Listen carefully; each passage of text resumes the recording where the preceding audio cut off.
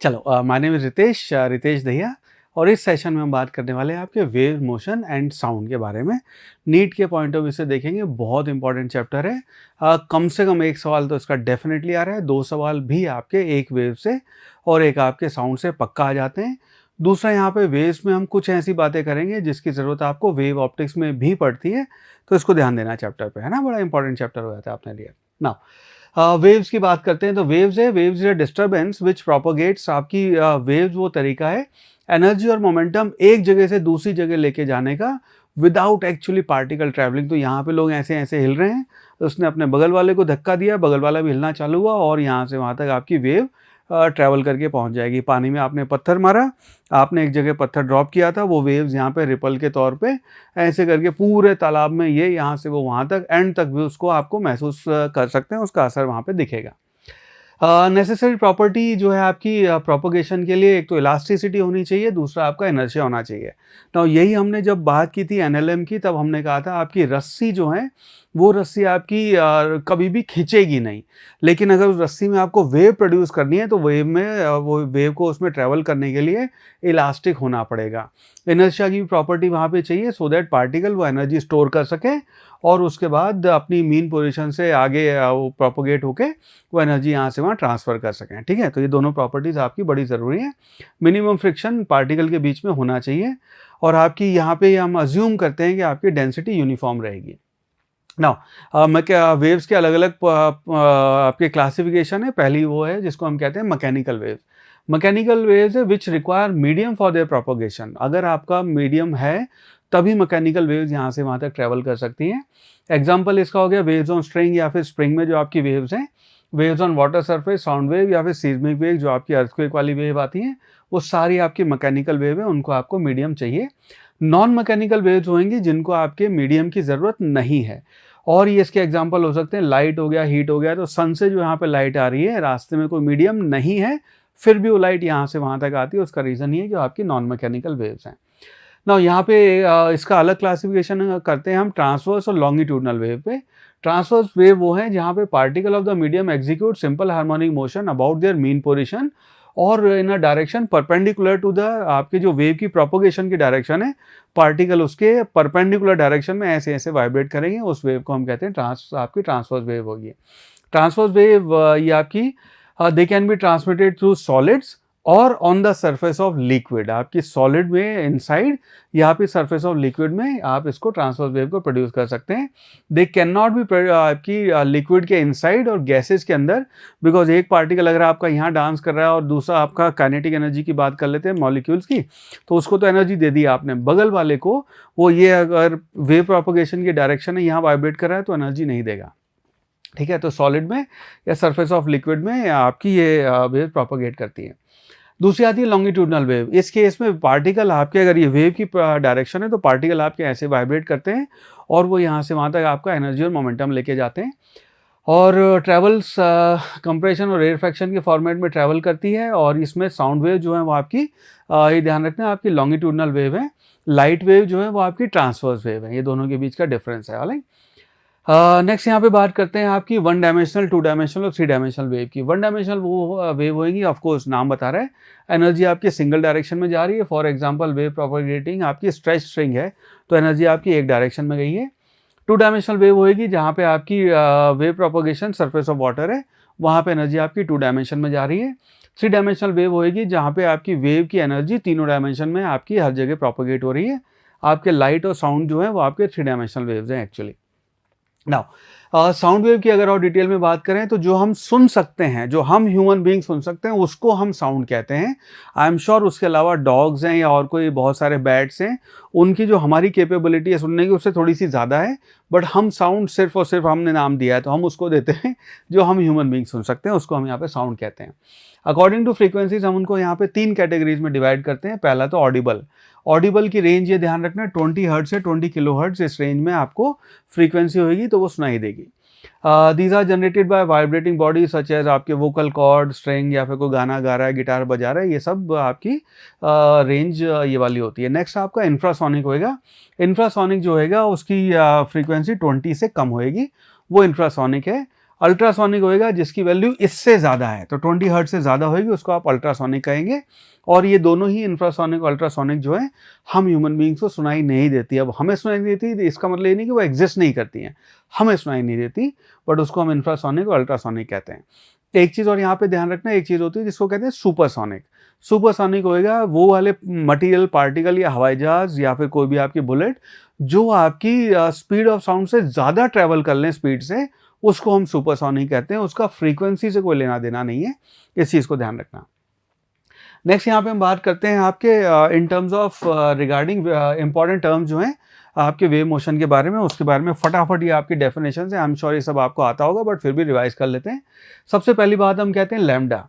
ये अगर आपकी वेव ऐसे यहाँ से यहाँ तक ऐसे ऐसे जा रही है, तो आपका बचपन में हमने पढ़ा था कि दो क्रेस्ट है या दो ट्रफ है उनके बीच का डिफरेंस, बट एक्चुअली वेवलेंथ को हम डिफाइन करते हैं दो सेम फेज के जो पार्टिकल हैं उनके बीच का जो डिफरेंस होता है, लेंथ का जो फर्क है उनके बीच का, उसको आप वेवलेंथ कहते हैं। ठीक है। फ्रीक्वेंसी होएगा उससे defined as number of vibration, एक सेकंड में कितनी बार आपका वाइब्रेट हुआ है।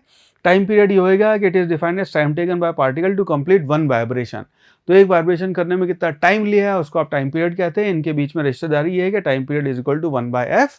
और यहाँ पे वेलोसिटी को हम लिखते हैं आपकी स्पीड ऑफ साउंड या speed of any wave, that will be equal to f lambda.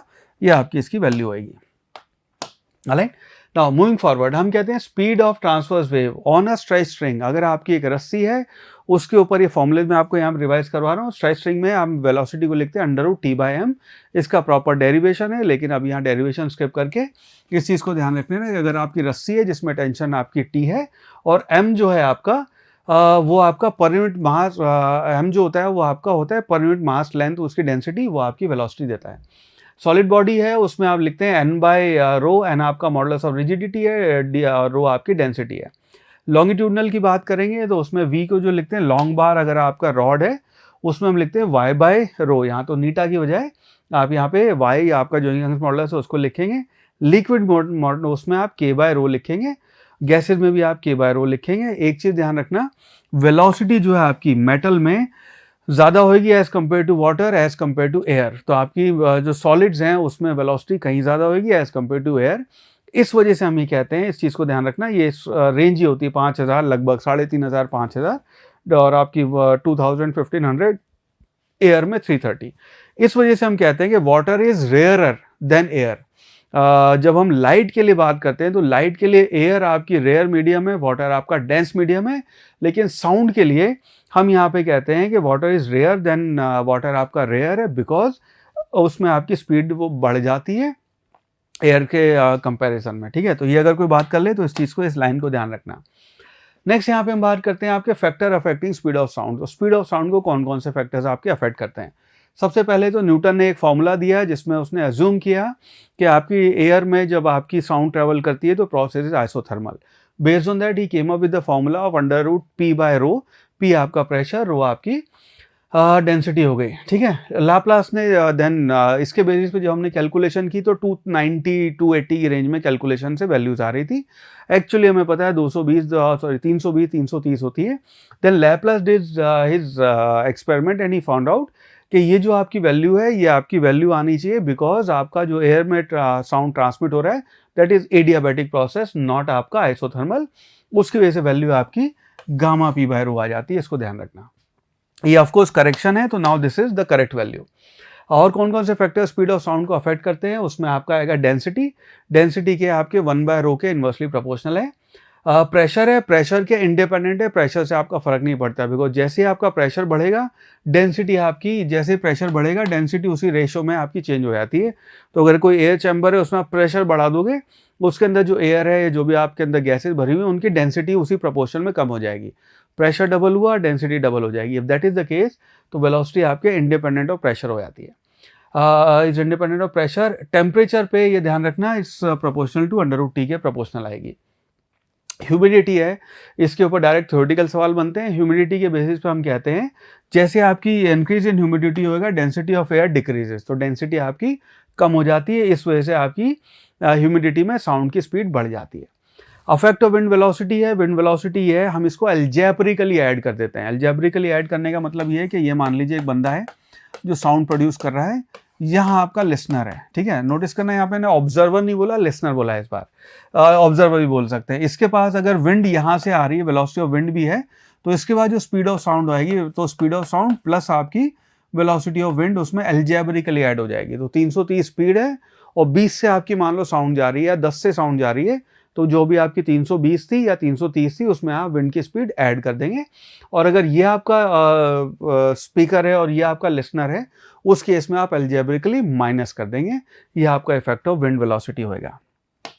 Right, चलो नेक्स्ट यहाँ पे बात करते हैं relation between velocity of sound and RMS. ठीक है, इसके ऊपर कई बार अच्छे सवाल बनते हैं। हम ये कहते हैं वेलोसिटी ऑफ साउंड तो है आपका gamma R T by M. Velocity of gases की जो आपकी स्पीड होती है रूट मीन स्क्वायर, केटीजी में हमने पढ़ा है, वो 3RT/m हुआ है। इन दोनों का रेशो देखेंगे तो ये रेशो आ गया आपका 3/गामा। गामा ध्यान रखना आपका CP/CV की वैल्यू है। मोनो के लिए, डाई के लिए और पॉली के लिए अलग अलग वैल्यू होती है, इस चीज़ को ध्यान रखना। तो इन दोनों का रेशो आपका 3/गामा आ जाता है। नेक्स्ट यहाँ पे बात करते हैं आपके रिफ्लेक्शन और रिफ्रैक्शन ऑफ वेव। तो अगर आपकी एक वेव है जो किसी मीडियम से मतलब किसी उससे टकराई है, तो ये आपकी इंसिडेंट वेव है। इंसिडेंट वेव ऐसे ऐसे आ रही थी, यहाँ पे आपकी टक्कर हुई, उसके बाद आपके फिनोमिना हो सकते हैं कि आपकी वेव रिफ्लेक्ट हो गई या फिर आपकी रिफ्रैक्ट हो गई ना। रिफ्रैक्ट को हम यहाँ पे ट्रांसमिटेड वर्ड यूज करते हैं, वो इस मीडियम में ट्रांसमिट हो गई। If that is the case, frequency आपकी सेम रहती है, बिकॉज हम ये कहते हैं फ्रीक्वेंसी आपकी सोर्स पर डिपेंड करती है। और यहाँ पे आपके लॉज ऑफ रिफ्लेक्शन और रिफ्रैक्शन फॉलो होते हैं। तो स्नेल्स लॉ है रिफ्रैक्शन के लिए, और ये वाला लॉ है आपका angle I is equal to angle R. यहाँ पे रिफ्लेक्शन के आपके लॉज फॉलो होंगे। ठीक है, चलो मूविंग फॉरवर्ड, हम यहाँ पे बात करते हैं प्रोग्रेसिव वेव। तो यहाँ पे वेव का पहले हमने क्लासिफिकेशन किया, जहाँ पे हमने कहा मैकेनिकल और नॉन मैकेनिकल, भाई मीडियम चाहिए या नहीं चाहिए। दूसरा हमने किया कि किस तरह से ट्रैवल कर रही है, ऐसे ऐसे ऐसे ऐसे, उसको हमने कहा आपकी लॉन्गिट्यूडनल या ट्रांसवर्स। अब उसी वेव के दो और क्लासिफिकेशन हम करेंगे, प्रोग्रेसिव, नॉन प्रोग्रेसिव, या प्रोग्रेसिव या फिर स्टैंडिंग वेव। तो अब हम यह बात करें प्रोग्रेसिव वेव की। These wave propagates in a forward direction medium with a finite velocity। Progressive wave जो नाम ही बता रहा है कि वेव यहाँ से वो वहाँ तक ट्रेवल करके जा रही है। स्टैंडिंग वेव होएगी जब हम ऑर्गन पाइप की बात करेंगे, या फिर हम आपके वेव्स आपकी गिटार स्ट्रिंग की बात करेंगे, सोनोमीटर की बात करेंगे, उस केस में उसी के अंदर आपकी वेव्स रह गई, वो आपकी वेव्स होंगी जिनको हम स्टैंडिंग वेव्स कहेंगे। Energy and momentum are transmit in the direction of propagation of without actual, alright, ये तो वही वाली बात हो गई। ठीक है, various forms of progressive wave function. और वेव्स की जब आप इक्वेशन लिखेंगे तो ये आपकी वेव की इक्वेशन का फॉर्मेट है जो हम अपने सिलेबस में लिखते हैं कि y इक्वल टू ए आपका amplitude sign omega T minus kx, ये आपकी वेव का फॉर्मेट होएगा। दूसरा फॉर्मेट, अगर इसी को आपको ओमेगा को टी की टर्म में लिखना है, ये आ जाएगा। k को आपने लैम्डा की टर्म में लिखेंगे तो ओमेगा इक्वल टू 2π/t और k इक्वल टू 2π/λ होता है। सेम फॉर्मेट है, यहीं पे अगर आप ओमेगा कॉमन ले लेंगे तो x/v इस टर्म में आप इक्वेशन लिख सकते हैं। नाउ मूविंग फॉरवर्ड, इफ यहाँ पे हम बात करते हैं सुपरपोजिशन की। अगर एक ही पॉइंट पे बहुत सारी वेव्स जो हैं वो अगर आपकी मान लो सुपरपोज कर जाएं, सुपरपोज करने का मतलब ये है कि आपकी इधर से एक वेव आ रही है, इधर से वेव आ रही है, अपने पास मजबूरी है कि हमें दोनों को सुनना पड़ेगा या दोनों का कंबाइन इफेक्ट हमें महसूस करना ही पड़ेगा, वहाँ पे आपकी वेव सुपरपोज हो जाती हैं। एप्लीकेशन है इसके इस पर हम बात करते हैं आपकी interference of wave, stationary wave और बीट्स, ये सारे आपके सुपरपोजिशन के फिनोमेना हैं।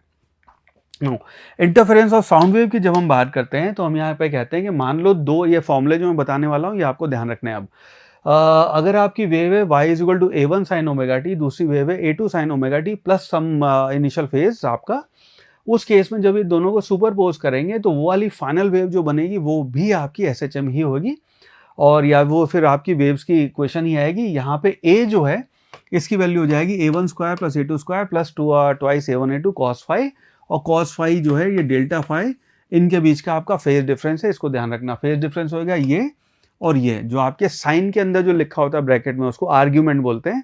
तो दो साइन के आर्ग्यूमेंट जो हैं उन दोनों के बीच का डिफरेंस आपका फेज डिफरेंस कहलाता है। अगर यहाँ पे अल्फा की बात करेंगे या tan थीटा की बात करेंगे तो जो आपका tan थीटा आएगा that will be equal to a2, जैसे हमने वेक्टर्स ऐड किए थे वेव्स ऐसे ऐड हो रही हैं। इंटेंसिटी आपकी आई इंटेंसिटी जो है a स्क्वायर के प्रोपोर्शनल होती है, तो यहाँ पे आप लिखेंगे I will be equal to a1 square plus a2 square plus twice a1 a2 cos phi. इस वजह से I आपका will be equal to I1 plus I2 plus twice under root of I1 A2 cos delta phi हो जाएगा। ठीक है, इसके बाद यहाँ पे बात करते हैं कंस्ट्रक्टिव और डिस्ट्रक्टिव इंटरफेरेंस की। वेव ऑप्टिक्स में इसके ऊपर हम अच्छे से चर्चा कर चुके हैं। ये जो नेक्स्ट टॉपिक है इसकी ज़रूरत आपको वेव ऑप्टिक्स में भी पड़ती है, तो इसको ध्यान देना, हालांकि वहाँ पे हमने ऑलरेडी बात कर ली है। इंटेंसिटी जब आपकी मैक्सिमम होएगी वो होएगी जब आपका डेल्टा फाई की जो वैल्यू है, दोनों के बीच जो फेज डिफरेंस है उसकी वैल्यू 2n पाई होएगी, या फिर x की जो वैल्यू है, जो आपका पाथ डिफरेंस है, उसकी वैल्यू n लैम्डा होएगी, तब जाके आपकी इंटेंसिटी मैक्सिमम आएगी। मैक्सिमम इंटेंसिटी को आप लिखेंगे √I1 + √I2 का होल स्क्वायर, या फिर A1 + A2 के मैग्नीट्यूड का होल स्क्वायर, ये आपकी मैक्सिमम इंटेंसिटी होएगी। डिस्ट्रक्टिव इंटरफेरेंस है, उस केस में जो आपका फेज डिफरेंस है उसकी वैल्यू 2n-1 पाई होएगी, और आपका पाथ डिफरेंस x जो है उसकी वैल्यू 2n-1 λ/2 होएगी। ये आपका पाथ डिफरेंस होना चाहिए डिस्ट्रक्टिव के लिए।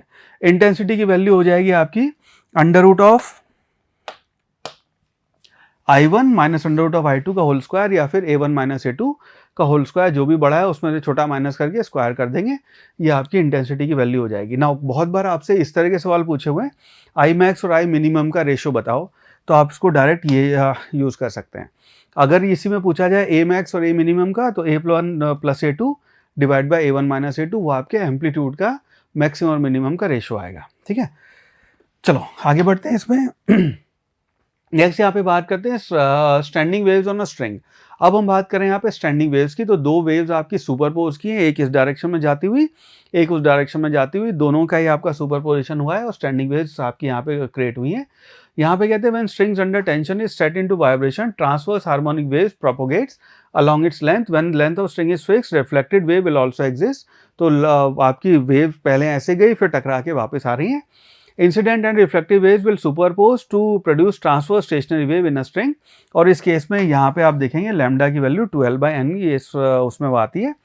चलो राइट, इसी को थोड़ा सा और फर्दर वो करते हैं। इसी को नॉर्मल मोड ऑफ वाइब्रेशन जो है, ये आपका फंडामेंटल मोड भी कहलाता है। उस केस में आपकी जो L होएगी total length, that will be equal to λ1/2, और ये जो आपकी फ्रीक्वेंसी है, इस रेशो को ध्यान रखना, will be equal to 1/2L √T/m, ये आपकी फ्रीक्वेंसी होएगी।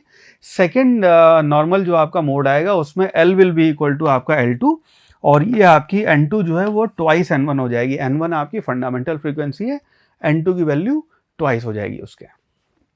राइट, नेक्स्ट यहाँ पे नेक्स्ट मॉडल की बात करें, तो यहाँ पे जो आपकी N3 है वो 3 टाइम्स N1 हो जाएगी आपकी। इस बार आपके 3 लड्डू बन रहे हैं, तो आपकी इंडिविजुअल जो वेवलेंथ है आपकी उसकी फ्रीक्वेंसी जो है फंडामेंटल के 3 गुना हो जाएगी। यहाँ पे नोड्स अगर देखेंगे, यहाँ पे नोड और एंटी नोड का एग्जिस्ट करते हैं, तो ये आपका नोड कहलाता है, ये आपका दूसरा नोड है, ये आपका एक नोड है, इस वाले को आप एंटी नोड कहते हैं, दिस इज एंटी नोड।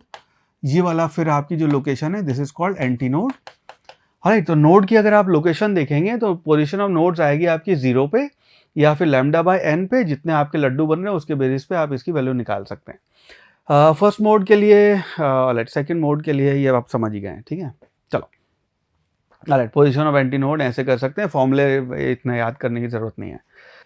चलो आगे बढ़ते हैं इस केस में। ठीक है, तो यहीं पे अब हम नेक्स्ट बात करते हैं, जिसको हम कहते हैं ऑलराइट। अब यहाँ पे स्टैंडिंग वेव का जो आपका फिनोमेना है उसको अच्छे से समझेंगे। आपके नीट के एग्जाम पॉइंट ऑफ व्यू से बड़ा इंपॉर्टेंट फिनोमेना है, इसको ध्यान देना। तो हम यहाँ पे कहते हैं कि अगर मान लीजिए आपकी एक गिटार वायर है, सोनोमीटर वायर है, उस वायर को जब आपने प्लग किया है तो वहाँ पे जो आपकी फ्रीक्वेंसी जनरेट होती है उनको हम यहाँ पे बात कर रहे हैं। तो मान लीजिए ये आपकी एक वायर, इस वायर में जब आपने इसको प्लग किया तो आपकी वायर ऐसे ऐसे ऐसे ऊपर जा सकती है, या फिर ऐसे ऐसे रह सकती है, या फिर ये होगी, इनमें तीन में से कोई एक पोजीशन उसकी यहाँ पे एक बार में एग्जिस्ट करेगी ना।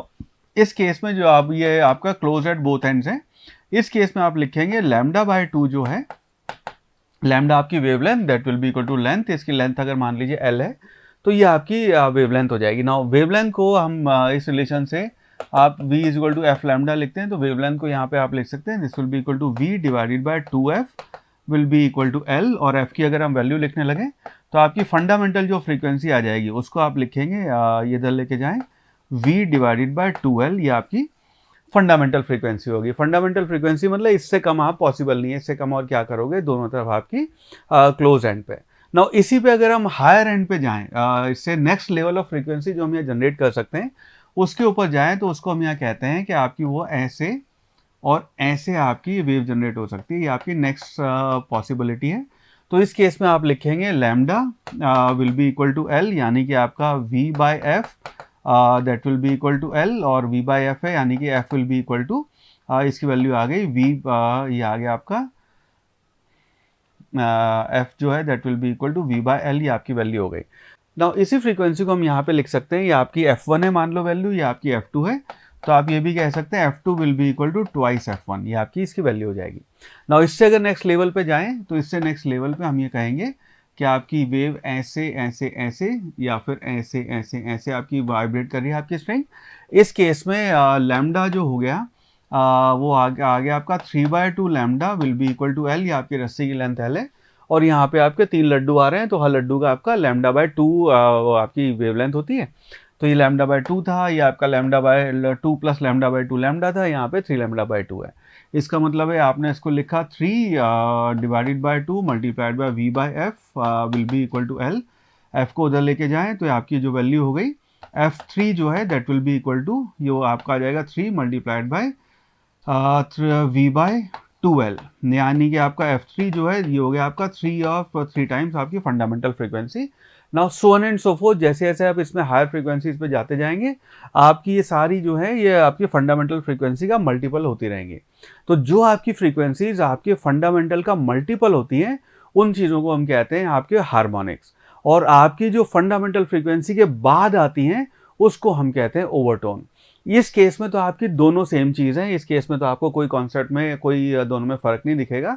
लेकिन जैसे हम आपके ओपन ऑर्गन पाइप में जाते हैं या फिर आपकी जो स्ट्रिंग है ओपन एट वन एंड है, उस केस में आपकी वैल्यूज डिफरेंट हो जाती है। नाउ ये हमने बात की, मैंने आपको चीज़ समझाई, ये तीनों आपके लिए एप्लीकेबल हैं आपके string close at both and के। यही सेम चीज़ आप इसको कह सकते हैं, यही आपका स्ट्रिंग जो है जिसको आप कहते हैं closed at both ends, alright, या फिर यही आपका ऑर्गन पाइप हो जाएगा, ऑर्गन पाइप जो भी आपका क्लोज एट बोथ एंड्स है। तो ये दो जो हमने बातें की हैं ये दोनों ही चीज़ों के लिए एप्लीकेबल हैं, जो आपकी string close at both and या फिर आपका organ pipe close at both and, दोनों के लिए ही ये चीज़ आपकी एप्लीकेबल है। ऑलराइट, चलो नेक्स्ट यहाँ पे बात करते हैं। इसके बाद अगर आपका यहाँ पे एक एंड ओपन है, एक एंड ओपन है का मतलब क्या है, ये आपकी सिनेरियो है कि आपकी रस्सी ऐसे या ऐसे जा रही है। ऑर्गन पाइप का अगर हम केस लेंगे तो ऑर्गन पाइप का केस हम ही लेते हैं कि आपका पाइप ये है और ये उसका एक एंड ओपन है और एक एंड क्लोज है, ये एंड आपका क्लोज है, तो आपकी वेव ऐसे करके यहाँ बनेगी, इसको आप कहते हैं ओपन एट वन एंड। या फिर आपका ऑर्गन पाइप लिखा हुआ है तो उसको आप बाय डिफॉल्ट ये अज्यूम करेंगे ओपन एट वन एंड। अगर लिखा है क्लोज ऑर्गन पाइप तो मतलब दोनों तरफ से क्लोज्ड है, अगर लिखा है ऑर्गन पाइप तो आप इसको, या open organ pipe, so this is what you will assume. या फिर लिखा हुआ है ओपन एट बोथ एंड्स, तो उस केस में आप दोनों एंड पे ओपन मानेंगे। इस केस में अगर फंडामेंटल फ्रीक्वेंसी की फिर हम कहानी करेंगे तो यहाँ पे आपका lambda by 4 will be equal to L आएगा, यानी कि इसको आपने लिखा v divided by 4f will be equal to L, यानी कि f जो है फंडामेंटल फ्रीक्वेंसी, इसकी वैल्यू हो गई v डिवाइडेड बाय आपका 4l, या आपकी ऑर्गन पाइप में या फिर आपकी रस्सी which is open at one and and close eight one and, उसकी फंडामेंटल फ्रीक्वेंसी हो गई। ना यहाँ पे अब इसके बाद नेक्स्ट लेवल जो आपकी वेव आएगी उसकी ऐसी वैल्यू हो सकती है।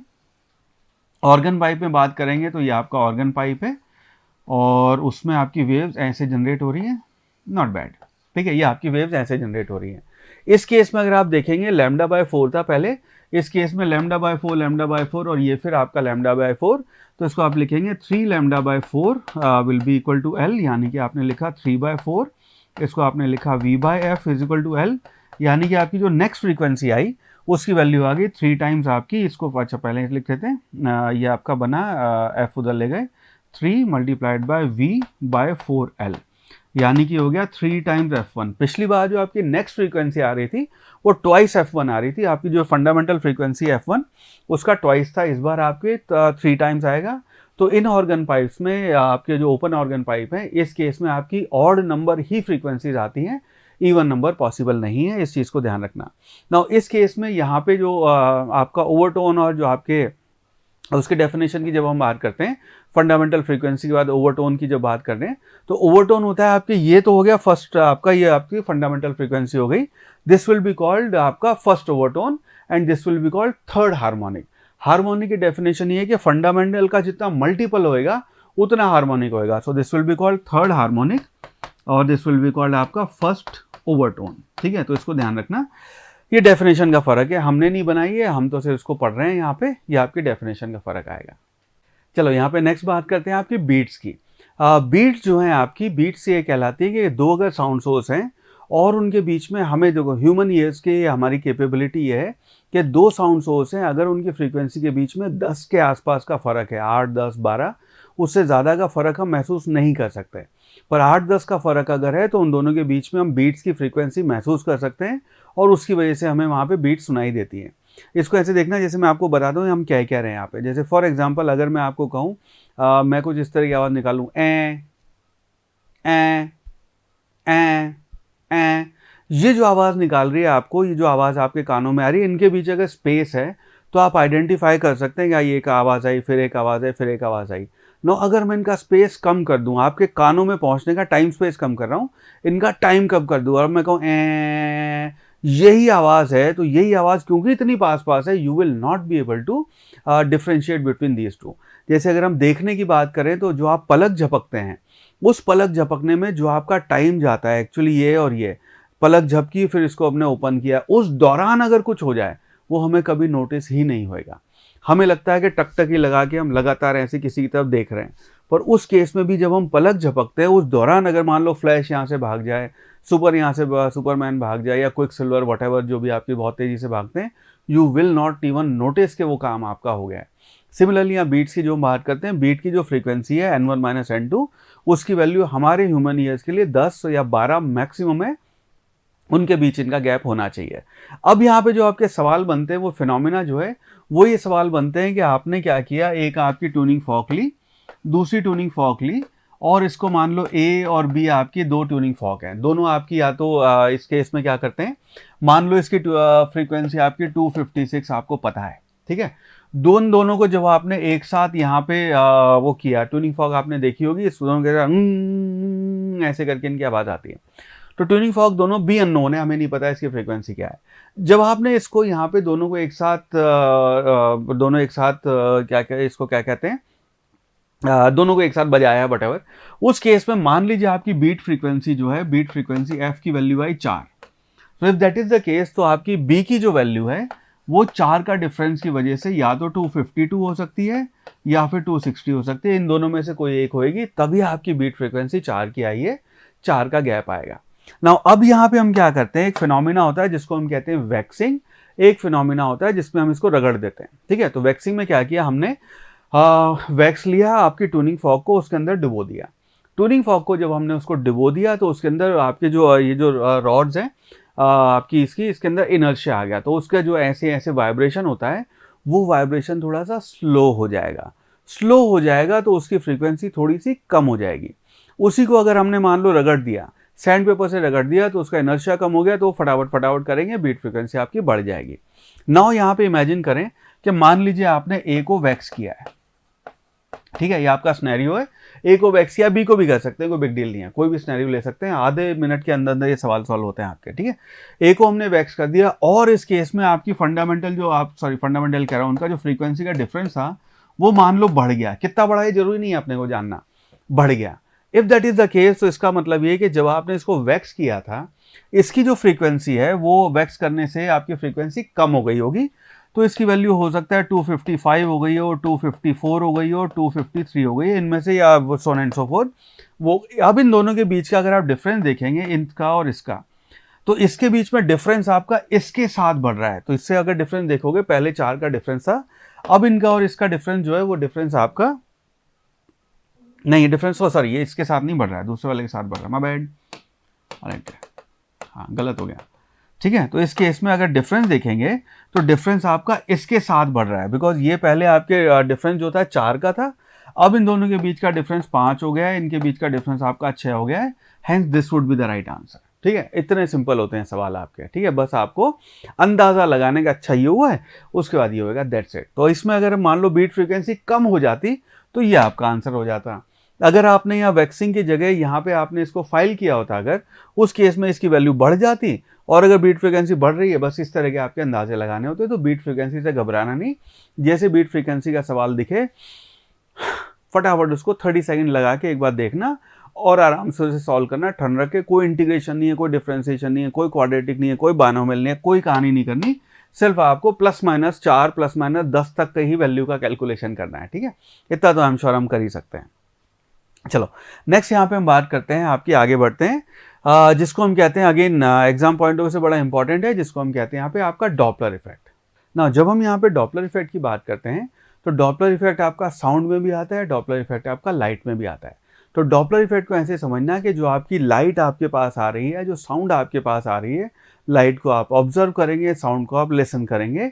अगर उसकी अपेरेंट फ्रीक्वेंसी में चेंज आएगा तो आपको ऐसा लगेगा कि साउंड की इंटेंसिटी ज़्यादा हो रही है, ठीक है। इसको ऐसे देखना कि अगर आप मान लीजिए बस स्टॉप पे खड़े हैं या रेलवे स्टेशन पे खड़े हैं और ट्रेन आई या कोई कार अप्रोच कर रही है और वो हॉर्न मार रही है, उस टाइम पे जैसे जैसे वो आपकी ट्रेन आपके पास आती है आपको लगता है इट्स सो लाउड, और जब वो आपसे दूर जाती है उस ट्रेन के इंजन के ड्राइवर ने आपको देख के एक्स्ट्रा तेज़ी से हॉर्न नहीं मारा है, वो जो हॉर्न है वो ही हॉर्न है, लेकिन क्योंकि आपका अपेरेंट डिस्टेंस कम हुए जा रहा था उस वजह से आपकी अपेरेंट फ्रीक्वेंसी बढ़ गई, और अपेरेंट फ्रीक्वेंसी क्योंकि बढ़ गई इसलिए आपकी इंटेंसिटी जो है आपको वो ज़्यादा महसूस हुई और आपको लगा कि ये साउंड बहुत लाउड हो रही है। और जैसे वो ट्रेन आपसे दूर जाएगी या वो कार आपसे दूर जाएगी, हॉर्न बजा रहा है वो, अभी हॉर्न की इंटेंसिटी नहीं बढ़ी है लेकिन या कम भी नहीं हुई है, लेकिन अब वो अपेरेंट उसकी फ्रीक्वेंसी क्योंकि कम हो गई है इसलिए आपको इंटेंसिटी उसकी कम दिखाई देगी। ये इफेक्ट आपका डॉपलर इफेक्ट कहलाता है। When the distance between source and listener decreases, apparent frequency increases. This means apparent frequency is more than the actual frequency. Reverse is also true. Now इस केस में जो आपको फॉर्मूला ध्यान रखना है वो ये आपका फॉर्मूला है कि आपकी जो अपेरेंट फ्रीक्वेंसी होएगी उसको आप ऐसे लिखेंगे, this will be equal to frequency, जो apparent frequency F dash, apparent frequency F dash उसको लिखेंगे आपका v प्लस, अगर आपका सोर्स जो है, इसके अलग अलग केसेस बना के सॉल्व करते हैं, केसेस को वो करने की ज़रूरत नहीं है। इसको ऐसे देखें कि ये मान लीजिए आपका सोर्स है और ये आपका ऑब्जर्वर है या लिसनर है आपका, ठीक है, ऑब्जर्वर नाम दे देते हैं। तो यहाँ पे आपकी जो टर्मिनोलॉजी है कि इसने तो आवाज़ लगाई, इसने कुछ कुछ बातें की हैं, सामने या हॉर्न बजाया है, सामने वाला जो बंदा है वो आपका रुका भी हो सकता है, वो हो सकता है इसकी डायरेक्शन में जा रहा हो, वो इससे अपोजिट जा रहा हो। सोर्स जो है ये भी आपका रुका हुआ हो सकता है, ये उसकी तरफ जा रहा हो सकता है दूर जा रहा हो। इन सारे सिनेरियोज को एक ही फॉर्मूले में अगर हमने यहाँ ऐड करना है तो इसको है देखना कि अगर ये सोर्स ऑब्जर्वर की तरफ जाएगा तो फ्रीक्वेंसी बढ़ेगी, इसलिए आप इसको यहाँ पे नीचे डिनोमिनेटर में माइनस करके लिखते हैं। और यहाँ पे राइट, इसमें कुछ और स्पेशल है क्या? नहीं। तो इस केस में आप सोर्स वाली टर्म नीचे लिखते हैं, तो यहाँ जो आपकी अपरेंट फ्रीक्वेंसी का फॉर्मूला आ जाएगा that will be equal to v minus V S. तो अगर आपका सोर्स ऑब्जर्वर की तरफ जा रहा है तो फ्रीक्वेंसी बढ़ेगी तो माइनस साइन लगा देना, अगर दोनों दूर जा रहे हैं, सोर्स आपको ऑब्जर्वर से दूर जा रहा है तो इसको प्लस कर देना। ऊपर यहाँ पे आप लिखेंगे v, अगेन यहाँ प्लस माइनस का साइन लगा लेते हैं, वो आपका ऑब्जर्वर ही आ जाएगा। ऑब्जर्वर अगर आपका पास जाएगा सोर्स के तो फ्रीक्वेंसी बढ़ेगी, दूर जाएगा तो फ्रीक्वेंसी कम होएगी, तो उस केस में आप प्लस माइनस साइन ये लगा लेना है इसके, ठीक है। ऑलराइट, ये आपका सिनेरियो हुआ। इसी में एक और चीज़ आती है जो वेलोसिटी ऑफ विंड है, हालांकि हमसे ज़्यादा परेशान करते नहीं है, बट अगर वेलोसिटी ऑफ विंड है तो हमने जब फैक्टर्स अफेक्टिंग साउंड की बात की थी तब हमने कहा था कि एल्जेब्रिकली आप उसको ऐड कर देते हैं। मान लो विंड इधर चल रही है तो उस केस में आप दोनों जगह वेलोसिटी ऑफ विंड जो है वो इसमें ऐड कर देंगे, प्लस आप वेलोसिटी ऑफ विंड इसमें ऐड कर देंगे, अपोजिट चल रही है माइनस कर देंगे वो, ठीक है। तो +10 और -10 वो अगर जो भी हो रहा है तो दोनों में एक साथ वाला इफेक्ट आपका हो जाएगा, ठीक है। ये आपका इन जनरल एक फॉर्मूला है और अच्छा मल्टीप्लाइड बाय एफ भी आएगा। ये इन जनरल एक फॉर्मूला है जो आपको यहाँ पे ध्यान रखना है, right, velocity of source, sorry velocity of wind, ये एक फॉर्मूला है जो आपको यहाँ पे इन जनरल ध्यान रखना है। इसी के बेसिस पे आपके सारे सवाल यहाँ पे सॉल्व हो जाएंगे। एक और चीज़ है जो नीट में तो इस पर परेशान नहीं करते हैं बट जेईई का काफ़ी कॉमन टॉपिक है, वो भी मैं आपके लिए यहाँ कवर कर देता हूँ। वो ये है कि अगर आपके मान लीजिए ऑब्जर्वर और सोर्स जो हैं, ये ऑब्जर्वर और सोर्स जब तक ये लाइट साउंड या लाइट इसकी डायरेक्शन में जा रही है तब तक आपको डॉपलर इफेक्ट आएगा, लेकिन अगर ये किसी सर्टेन एंगल पे जा रहे हों उस केस में डॉपलर इफेक्ट आपका इफेक्ट नहीं करेगा और उसका एक कंपोनेंट जो है वेलोसिटी का सिर्फ वही इफेक्ट करेगा। इसको ऐसे देखना कि अगर मान लीजिए ये सोर्स और ऑब्जर्वर है और सोर्स मान लो इस डायरेक्शन में जा रहा है, सोर्स यहीं ट्रैवल कर रहा है, वी एस आपकी जो है सोर्स की वेलोसिटी इधर है। नाउ इस केस में ये जो आपका एंगल थीटा होएगा, इस वी एस का कॉस थीटा जो है वो यहाँ पे आपका डिनोमिनेटर में आप वो लिखेंगे, वो आपका सिर्फ उस वेलोसिटी का वो कंपोनेंट है जो ऑब्जर्वर की तरफ जा रहा है, वो आपका डॉपलर इफेक्ट में कंट्रीब्यूट करेगा। अगर दोनों ये 90 के एंगल पे जा रहे हैं उस केस में there will not be any Doppler effect. इसी से आपसे एम्स में एक सवाल पूछा हुआ है कि मैंने एक साउंड सोर्स लिया और सीटी है, उसको मैं ऐसे 90 के एंगल पे ऐसे चक्कर गोल गोल गोल गोल घुमा रहा हूँ, क्या डॉपलर इफेक्ट आएगा? Answer is no, for the simple reason कि मेरे सुनने में और उसके जो वेलोसिटी ट्रेवल करने में दोनों में 90 डिग्री का एंगल है। वहाँ पे क्योंकि स्पीड तो आ गई है आपके सोर्स के पास, स्पीड आ गई, ठीक है, उस केस में आपको डॉपलर इफेक्ट सुनाई नहीं देगा बिकॉज 90 का एंगल उसमें आ जाएगा। और ये वाली जो टर्म होगी वी एस कॉस थीटा, ये वाली टर्म आपकी जीरो हो जाएगी। अपरेंट फ्रीक्वेंसी में कोई चेंज नहीं आएगा, आपको आवाज़ सुनाई देगी श्योर, बट आपको डॉपलर इफेक्ट और इंटेंसिटी और उसके हाई होना और लो होना वो नहीं महसूस होएगा। नेक्स्ट क्वेश्चन, क्वेश्चन से displacement of a particle is given by x is equal to 3 sin 5 omega T plus 4 cos 5 omega T. हमें बताना है एम्पलीट्यूड ऑफ द पार्टिकल क्या होगा ना। ये सुपर पोजिशन का आपका सवाल है। आपकी जो वेव दी हुई है, ये वेव आपकी हो गई 3 sin of 5 omega T plus, अच्छा दूसरी वेव जो है उसको भी हम साइन में कन्वर्ट करेंगे, उसको आप लिखेंगे 4 sin of 5 omega T plus pi by 2। अब इस केस में आप देखेंगे दोनों के बीच का जो फेज डिफरेंस डेल्टा फाई है उसकी वैल्यू आपकी पाई बाय 2 हो गई, फेज डिफरेंस आपका पाई बाय 2 आएगा। और अगर अब इसके एम्पलीट्यूड की बात करेंगे, फाइनल एम्पलीट्यूड ए नेट, उसकी वैल्यू आप लिखते हैं a1 square plus a2 square plus twice a1 a2 cos delta phi, और डेल्टा फाई की वैल्यू आपकी क्योंकि पाई बाय 2 है तो इसलिए आपका कॉस फाई 0 हो जाएगा। सो ए नेट की जो वैल्यू आएगी that will be equal to 3 square plus 4 square, यानी कि अंडर रूट 25 हो जाएगा, यानी कि आपकी वैल्यू 5 हो जाएगी, which means आपका ऑप्शन सी जो है 5, that would be the right answer. Next question. Question says the displacement x in meter of a particle performing simple harmonic motion is related to time t। ये आपको equation ऐसे दे रखी है। The frequency of the motion will be, हमें बताना है frequency क्या होगी ना। इस इक्वेशन को अगर आप क्लोजली देखेंगे तो ये वाली जो टर्म है यहाँ पे, इसको आप देखिए कह सकते हैं omega that will be equal to 4 pi. Omega को आपको 4 पाई दिया हुआ है, यानी कि ओमेगा को हम यहाँ भी लिखते हैं this will be equal to 2 pi F, which implies F की वैल्यू आपकी 2 हो जाएगी। तो बस इतना सिंपल सवाल है, दैट मीन्स आपका option D 2 hertz, that would be the right answer. Next question, question से the stationary wave produce on a string is represented by the equation y is equal to 5 cos pi x by 3 sine 40 pi t, where x and y are in centimetre, t in second, distance between, हमें consecutive nodes के बीच का जो distance है वो value बताना है। Now इसको अगर आप अपनी जो स्टैंडर्ड वेव की जो इक्वेशन है उससे जब आप कंपेयर करेंगे तो यहाँ पे आप कह सकते हैं जो आपकी स्टैंडर्ड इक्वेशन होती है उसको आप लिखते हैं a cos ऑफ के एक्स और multiplied by sine of omega T.